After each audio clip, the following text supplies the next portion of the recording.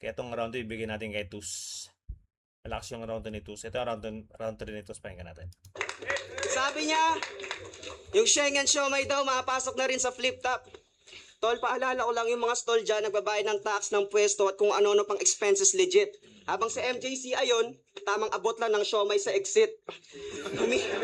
Humihingi ng permission sa presidente magbenta pero siya mismo hindi nagbabayad ng permit.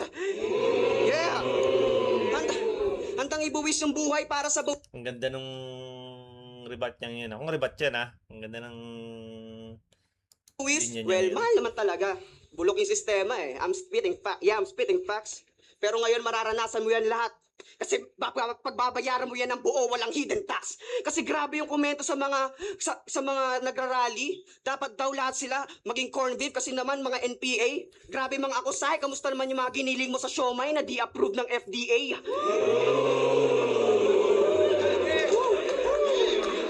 Kaya bili na kayo kay MJC.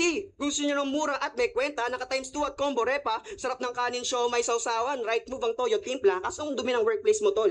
Pero nice cook kaya mabenta, bili na kayo kay MJC. Kung gusto nyo ng swine flu at salmonella.